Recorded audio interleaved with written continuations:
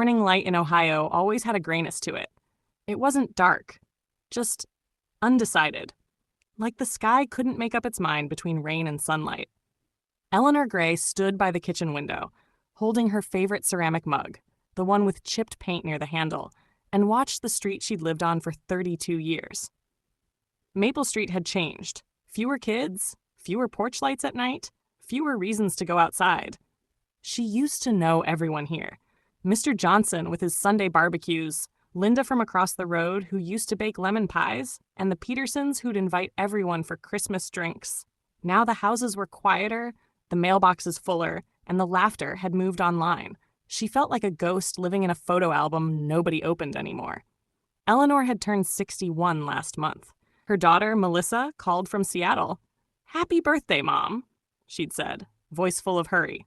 "I sent you something. It should arrive today." But the box never came. It didn't matter. She told herself she didn't need gifts. She needed presents. But presents couldn't be mailed. She had retired from nursing 2 years ago. For 4 decades, she had worked in hospital corridors that smelled of antiseptic and fear. She'd held as they drifted into silence, promising their families that it was peaceful. She was good at that, at being strong for others, but no one ever taught her how to be strong when no one needed her anymore. Her husband, Richard, had been her anchor, a quiet man who loved crossword puzzles and peanut butter toast. He died 5 years ago, suddenly, from a heart that gave up before she was ready. Since then, she'd been living in half-empty rooms and half-slept nights. She kept his slippers by the door. She still bought his favorite coffee. Grief had become her routine, something she wore like a sweater she couldn't take off. That Tuesday morning, something unusual happened. A knock on the door. It startled her. Nobody knocked anymore. She hesitated, peeked through the curtain, and saw a young man holding a small cardboard box.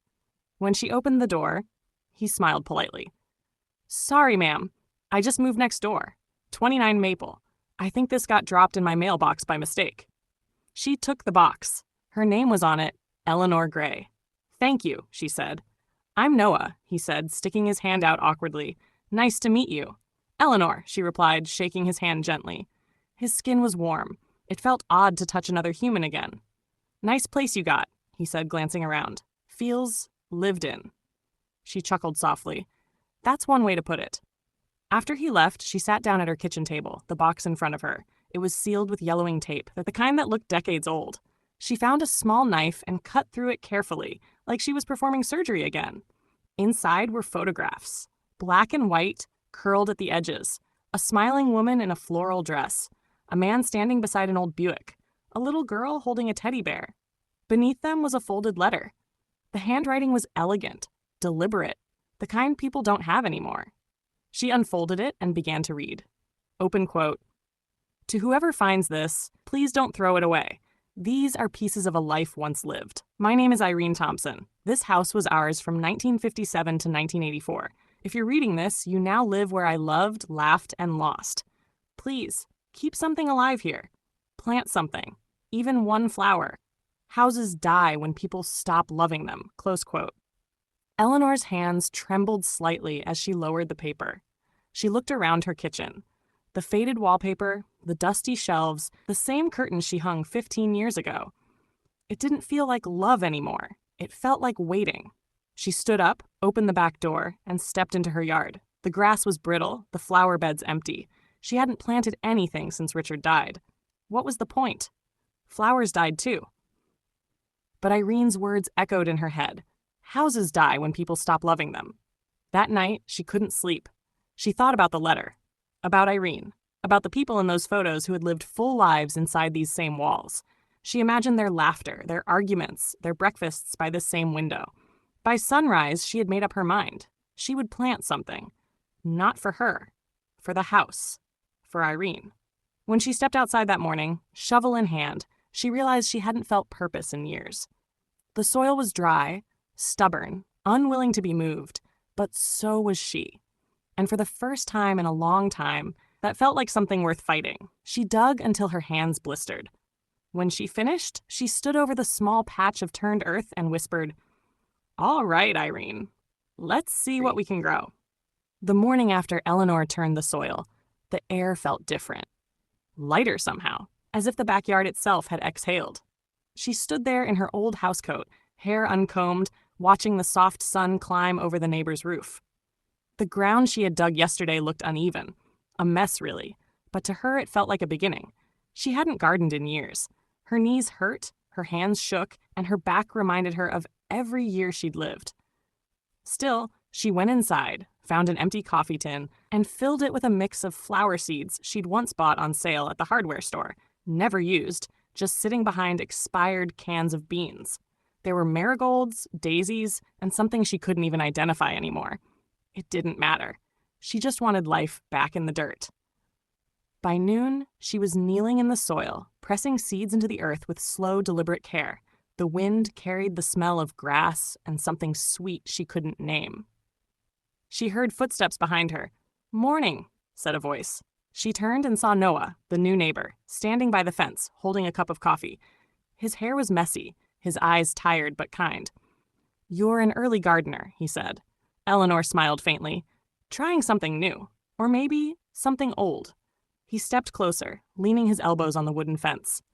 "I used to help my grandma with her garden," he said. "She said plants can feel when you talk to them." "Irene said something similar," Eleanor replied without thinking. "Irene? The woman who lived here before me. I found a box with her letter. She asked that whoever lives here should plant something new. So..." She gestured to the dirt.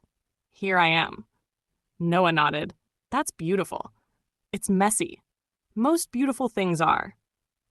Eleanor looked at him properly then, really looked. He had a kind of sadness that didn't show in his smile, but hid behind his eyes. It was familiar. She'd seen that look before in patients who'd lost too much too soon. "Would you like some tea?" she asked suddenly. He hesitated, surprised. Sure, if you're sure it's not a bother." "It's been years since I had a bother," she said and led him inside. The kitchen smelled faintly of cinnamon. She apologized for the mess, though it wasn't messy, and poured them both tea into mismatched cups. He looked around, eyes landing on the old photographs on the fridge. Her daughter, her late husband, a few faded holiday cards. "Nice family," he said quietly. "They were," she replied, then added, "Still are, I suppose. Just scattered." He nodded. "I know that feeling." They talked for over an hour, about nothing in particular, the weather, his job at the auto shop, her years as a nurse. She learned that Noah had moved back to town after his divorce. No kids, just him and a dog named Scout who was still getting used to the new place. When he left, Eleanor stood by the door, feeling something she hadn't felt in years. Company. Not the kind that fills silence with words, but the kind that shares it without pressure. That night, she checked the soil again before bed. She almost laughed at herself for doing it, but the act felt grounding.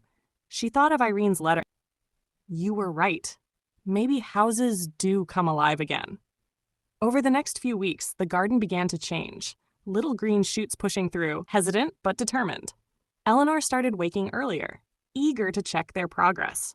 Noah would stop by sometimes, bringing coffee or stories about Scout chewing his shoes. Their conversations grew longer.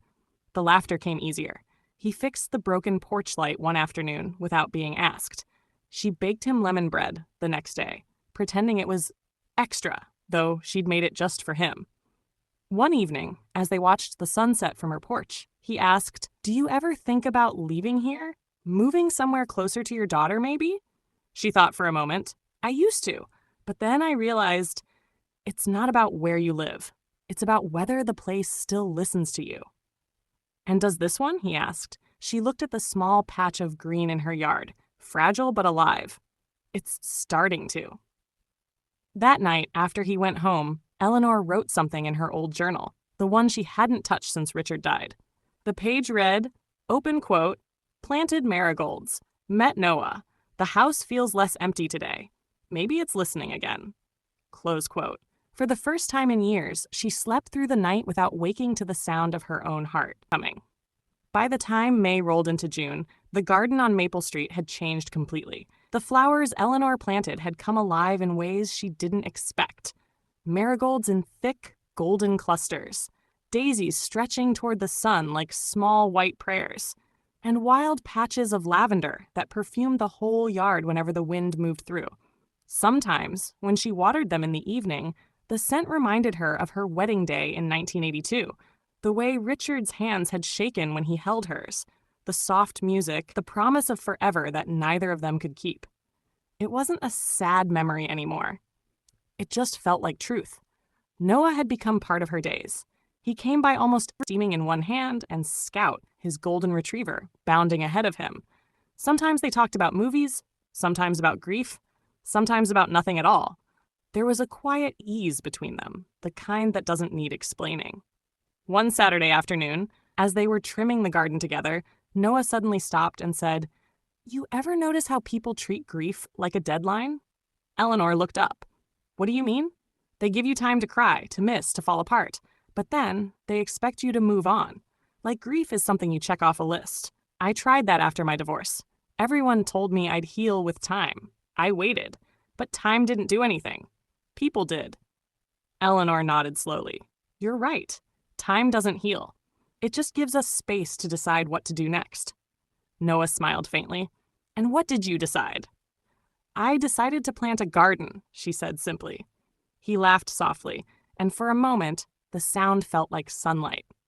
Later that day, after Noah left, Eleanor sat on her porch with a cup of tea and thought about how strange it was that life could begin again from something as small as a letter in an old box. She remembered the line Irene had written, "Please, keep something alive here." Maybe that didn't just mean flowers.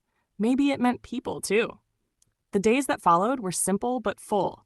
She found herself cooking again, not because she was hungry, but because she wanted to share food. She started leaving small dishes for Noah on his porch. A bowl of soup, a slice of pie, sometimes just fresh bread wrapped in foil. In return, he'd leave handwritten notes. Short ones like, open quote, "The soup was perfect. Thank you. Scout loves your garden more than my yard. You remind me of my grandma. She would have liked you." Close quote. Each note was folded neatly and left on her doormat, and every single one made her smile. But one evening, something changed. It was a Tuesday. The air was thick with the smell of rain, and Eleanor was sitting by the window reading when she saw flashing lights outside. Police, an ambulance. They stopped in front of Noah's house. Her chest tightened. She grabbed her sweater and rushed outside, heart hammering. A paramedic was leading Scout away from the porch, while two officers spoke quietly near the door. "What happened?" she asked breathlessly. One of the officers turned. "Are you a relative?" "No, I'm his neighbor, Eleanor Gray." "There was an accident," the officer said carefully. "He had a bad fall in his garage. He's conscious, but pretty shaken up. They're taking him to County General." County General, the same hospital where she'd worked half her life. Without thinking, she said, "Tell them Nurse Gray is coming." The officer looked at her, unsure, but she was already walking toward her car, keys trembling in her hand. At the hospital, she found him in the emergency ward, arm in a sling, a bruise blooming near his temple. When he saw her, he tried to smile.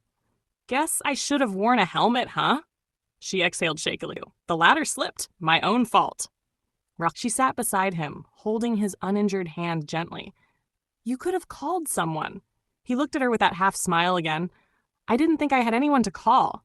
Her eyes softened. "You do now."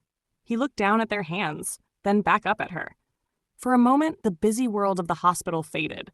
The beeping machines, the rushing nurses, the fluorescent lights. It was just them.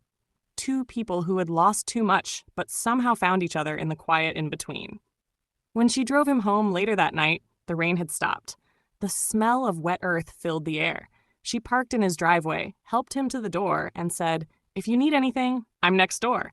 Don't be proud." He chuckled weakly. "Bossy nurse." "Always," she replied, smiling.